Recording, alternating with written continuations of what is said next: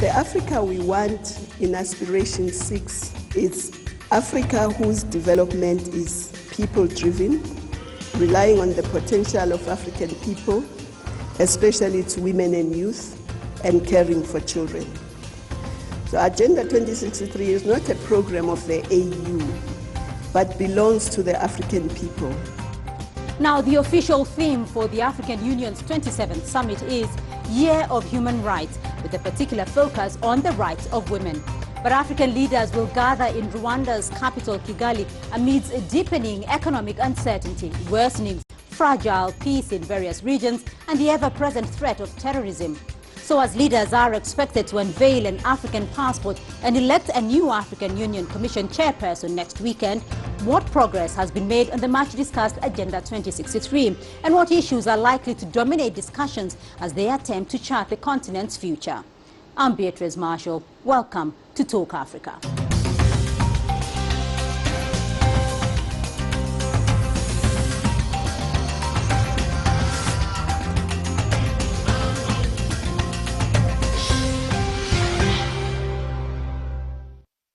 Now, according to the African Union Commission Chief of Staff Jennifer Shiriga, the Assembly of Heads of State and Government will start its work with a closed session aimed at discussing strategic issues before electing the new chairperson and the deputy chairperson of the African Union Commission.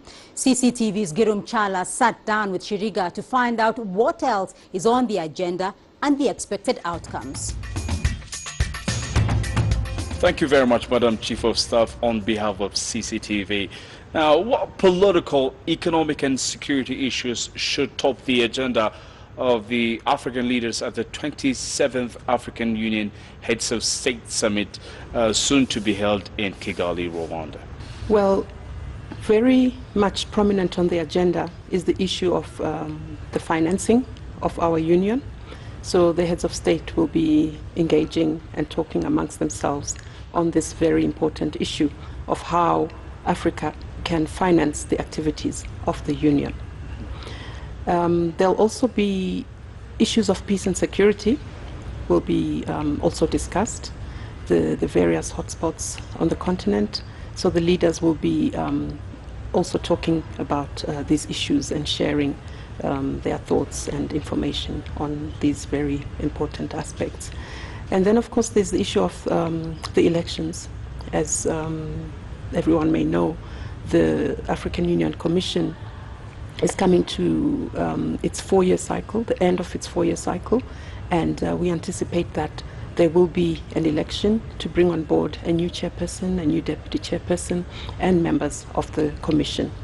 So this is another item that will be on the agenda of the summit. The Legal Counsel Office has been very much on top of this issue, and the names that have been put on the table for election have been brought through the various regional consultations as provided by the rules of the union. So this is a process that has gone through very rigorous legal preparations, and when we get to the summit, it will be, I think, we are very ready to take this process forward. The launch of the African passport will be one of the highlights of the upcoming summit. Now, what is it significant at a time of one of the oldest and most stable bloc of the nations, the European Union, is reeling under Brexit? Well, the very fundamental underpinning of our union is the issue of integration of the continent. And the passport comes at a time when we are really deepening the discussions on our integration and taking forward the integration agenda through our Agenda 2063 program. So the issuing of this passport is a symbolism. It's a symbolism for the issue of free movement of people on the continent. We already have a few countries that have put in place mechanisms for African citizens to cross borders without too much problems, without the need for visas, for example. So this passport is for the continent a symbolic gesture that I think is laying the foundation for this issue of free movement of people to really take off as part of a very important part of our integration agenda. We've got the heads of state who will be given the passport. We've got the ministers of foreign affairs. We've got the members of the permanent representatives committee who are based here in Addis Ababa, as well as the heads of the regional economic communities. And thereafter, it will be determined how we move forward. How do you assess the performance of the African Union under the stewardship of Dr. Nkosazana Dlamini Zuma? And what kind of leadership does the continental body need going forward? Well, I think the main success of our commission in the last 4 years has been to really make Agenda 2063 a buzzword. We've also identified flagship projects which have been begun during this term, but which have a life beyond this present commission. So the new leadership coming have the opportunity to take forward a solid foundation, and they can bring the work forward on Agenda 2063 10-year plan, as well as the broader 50-year vision. So I think this has been the major success of our leadership, to put in place a vision for a continent that is prosperous, that is integrated. And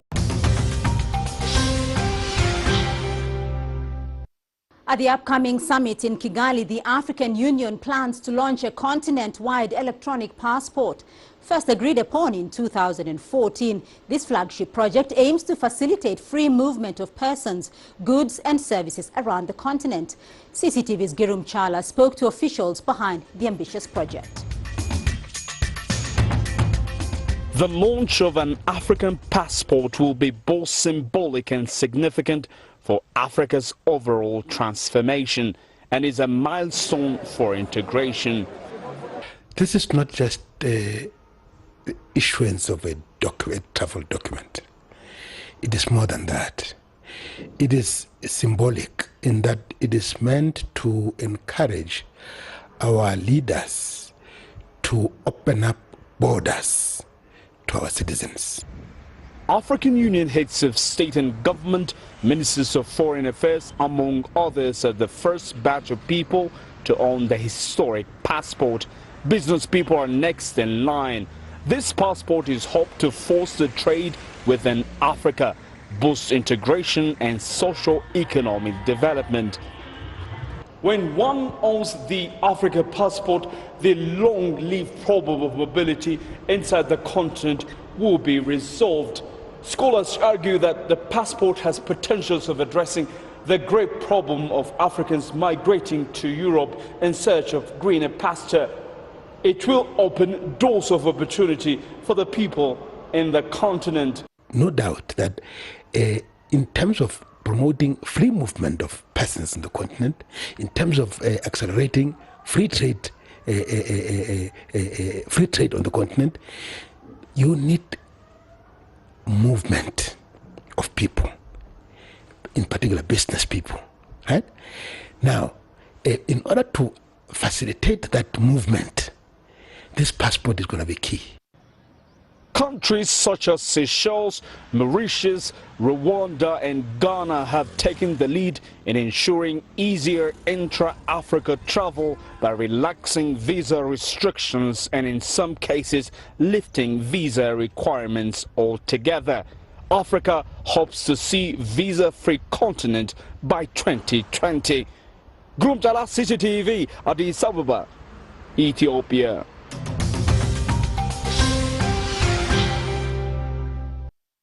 We're going to take a short break now, but when we come back, my expert guests will help unpack how the African Union plans to chart Africa's future. Do stay with us. Welcome back to Talk Africa. Now, to help unpack the African Union's plan for the next year, I have expert guests standing by in Lagos, Dr. Ola Bello. He's the Executive Director at Good Governance Africa in Nairobi, Hans de Marie Hengup. He's an analyst at the International Crisis Group. And with me in studio, Dr. Adam Zolo. He's a political scientist at the University of Nairobi. Gentlemen, to you all, thank you very much for joining us here on the program. Let's start very briefly by looking back over the last 4 years with the African Union. And Dr. Olabella, to you first, though. The African Union is due to pick a new African Union Commission chair in its upcoming summit in Kigali. First, assess for us the African Union's performance over the last 4 years. What would you say have been the key issues over the last 4 years? Well, the challenges are well known. I think at the top of everything is the challenge of insecurity in pockets of the continent. I would also say the issue of people and prosperity and the role that the African Union can play in that is very much top of the agenda. But also we've seen some of the traditional issues now rising right to the top of the policy agenda at this moment, including issues such as immigration and, of course, creating common regional goods out of what seem to be shared challenges such as climate change. I think the African Union has been very much involved in all of that. Progress on each and every one of them has been uneven, but I have to say Dr. Dlamini Zuma, as it were, has tried to do her best in this circumstance. As we get into the debate further, I'm sure some of the other guests would agree with me that she works within very significant constraints, to my mind, some of them internal, right, some of them external to the African Union. But I think in the circumstance, she's acquitted herself fairly well. Right. Hans de Marie Hengup? I almost share the analysis of Dr. Olabello. I will have add the fact that they have tried also to enhance and to prioritize the question of democracy and human rights in Africa, with Africa Development Court who have made some progress until it's not let completely operational, let us say, in terms of judging African leaders. Also the traditional issue or the traditional concern of African integration in terms of the perspective of having maybe a same bank for Africa, not just the role that the African Development Bank is playing like the World Bank, but also what, for example, IMF is playing the same thing with African Union. The issue also of trying to have a same currency, the mobility and the travelings within Africa for African citizens or wherever is they are located. Right, Dr. Adam Zolo, your perspective. Well, basically, I agree with most of my colleagues, but I think also the African Union has tried to create an image of a united Africa, and I think the ICC question that faced Kenya and other African countries, the AU came as a block to tell the rest of the world that they'll always move together. And I think they got some concessions insofar as that was concerned. I think one can also say that the AU has tried to create institutions so that African problems can be solved in African soil, basically to say that they don't need to be babied so much, and to that extent that they are taking a walk and deciding their own destiny. Right. Dr. Olabella, so there are a few issues that have come up here that have been at the forefront of the Union's agenda over the last 4 years: democracy, human rights, insecurity, immigration. How do you see the continent, though, as having gone about dealing with these issues? What's been the success? Well, we're hard at work here, and I think significant progress has been seen in on some of these policy agenda. I think one of the things we've not actually mentioned here is the Agenda 2063 that has been unveiled during the tenure of Dr. Dlamini Zuma, a bold policy vision looking at Africa over a 50-year perspective. But I think going forward, the African Union will be better placed to help move ahead a lot of these issues in a more positive direction. if it becomes bolder in its ambition and we work concertedly to make its bureaucracy more nimble. What do I mean by this? I said earlier on that Dr. Dlamini Zuma has tried to play as best with the hand she's been dealt. If you look at some of what they're grappling with at the African Union internally, I think it's fairly obvious to me that internally there are a number of issues they're grappling with. The African Union is now not the European Union, much maligned as the European Union has been. I think there are important lessons or models one may want to borrow from. I'm including empowering the African Union Commission to actually begin to help deliver on some of these sizable responsibility we've entrusted. But I do want to throw your sentiments to the other guests on this program. Adam Solow, do you agree, though, that the African Union has achieved much success, more success than it had previously achieved over the last 4 years? For me, it's a mixed bag because in terms of creating standards, let's say, for example, in guidelines on how issues of Africa, whether human rights, whether elections, whether democratization, then you can say that those standards, principles have been developed. But in terms of real achievement to follow up on these guidelines and standards, then I would say that there has been a mixed result. Because if you look at across the continent of Africa, then on the one side you'll find countries which you would say have consolidated democracy, Botswana, Ghana, South Africa, to name but a few. But you also have situations in which democracy is still protracted. To that extent, one can say that the African Union has not come really strong in such cases. We also have institutions which have been created, but which are not necessarily getting results, like the African Peer Review Mechanism, which is not being financed by the very African countries which created it as a wing of the AU. So it's a mixed bag for me. All right. Hans de Marie Hengop, though, we are talking about a lack of a follow-up mechanism at the African Union, but terrorism and insecurity, peace and security issues have been really at the forefront of the African Union. Your take on that? Let us say broadly, I share the view of my predecessor speaker. That means first, African Union is like victim of some structural lacks. First, the fact that a significant portion, the great majority of its budget is funded by outside, precisely the EU. Also, the implication that broad and organization like the EU could have in African Development Bank makes that they can have the completely ownership of the superstructure which is supposed to be African Union. Also the agenda, you can't have the complete possession of your agenda if the funding of this agenda is depending from outside. The predecessor have also evocated the question of internal divisions and internal debate within African countries trying to play the game of power. When we are putting that regarding the specific case of the fighting against terrorism, we can see, for example, the challenges between African capacity for immediate response against crisis and the African standby force.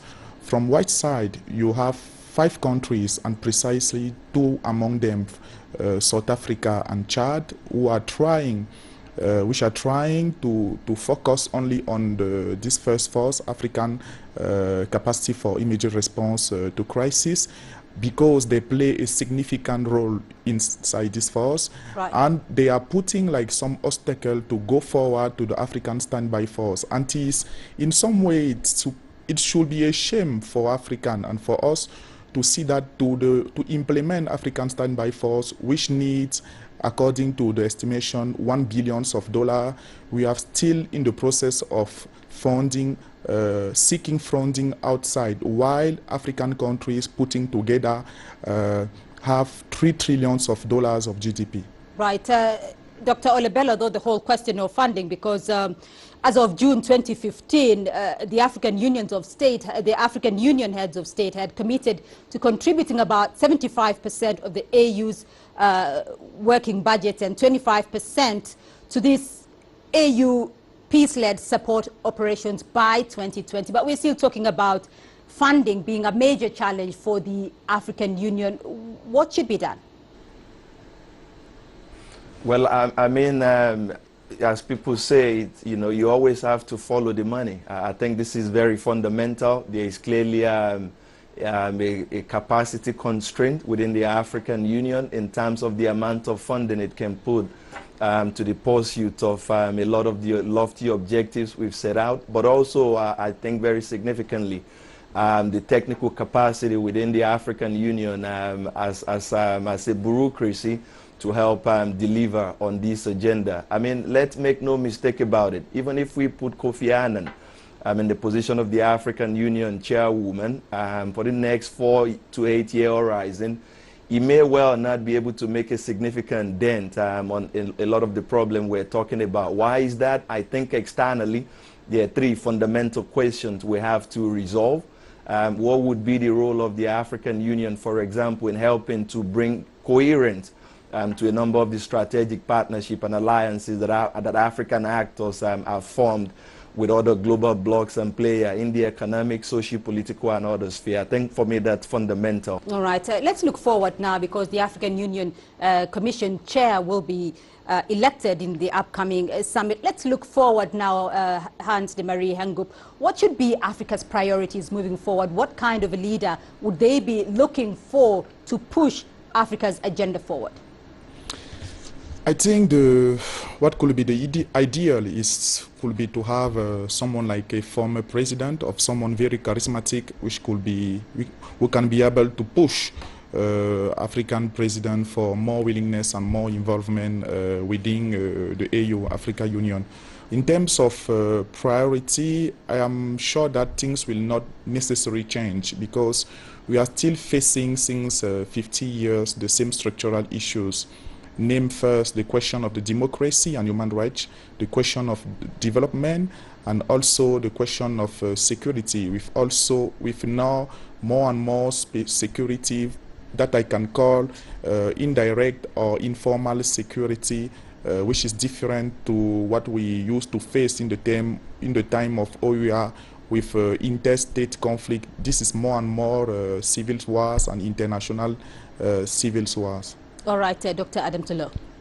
Basically, what I think, I agree with the structural issue, but from a different perspective.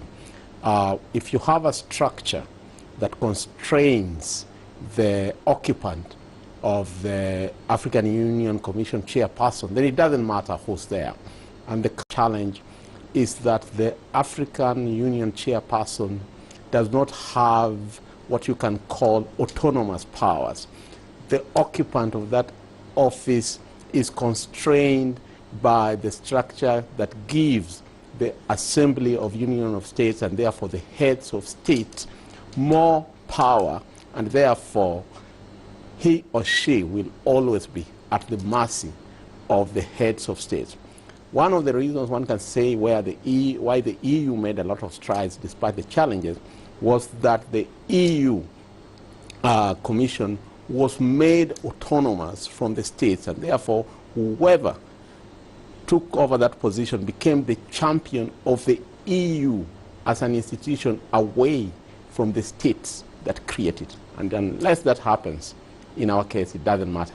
Do you think though that the African Union is on the right path? It's on the right path. They just have to put what they put in their constitution, in their rules of engagement. They have to turn it to reality rather than leaving it as an ideal.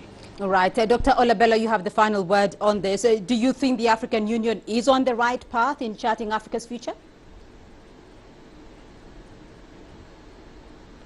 Well, I think the AU is on the right path, but I have to say that very importantly, there seem to be 2 big elephants on the road. The first for me is resolving that contradiction in the way Africa's regional integration infrastructure is currently fashioned. What would be the relationship between the African Union as the overarching body and the several regional economic communities on the all-important question of economic integration in Africa. We talk about the AU's responsibility in this respect, but it does not have all the power. So how do we make sure it works in a much more concerted, much more seamless fashion with the different regional economic communities? The second point, I think it does not matter how we put in the commission. The number of things we have to shift which would really empower and enable whoever is coming in to succeed Dr. Dlamini Zuma.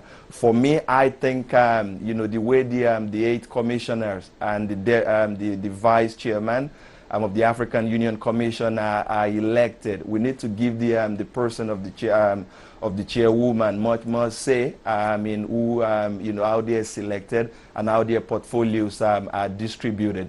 We also need to give the African Union Commission more oversight powers so that we don't just go to Addis and make commitments, and when nation states in Africa do not follow through, there are no clear sanctions or pressure for them to really fall in line. I think these are some of the fundamental contradictions we really have to address. But the question of funding and capacity building, I think, is very important, and that's very clear to me, especially on the question of governing the extractive sector in Africa. We have worked closely with the African Union, and I see that a lot of the rhetoric oftentimes do not match with the reality on ground. I'm afraid that's all we have time for this week, but thank you to my guests for your insights. In Lagos, Dr. Ola Bello, he's the Executive Director at Good Governance Africa. In Nairobi, Hans de Marie Hengup, he's an analyst at the International Crisis Group. And with me here in studio, Dr. Adam Zolo, he's a political scientist at the University of Nairobi here in Kenya. To you all, gentlemen, thank you very much for joining us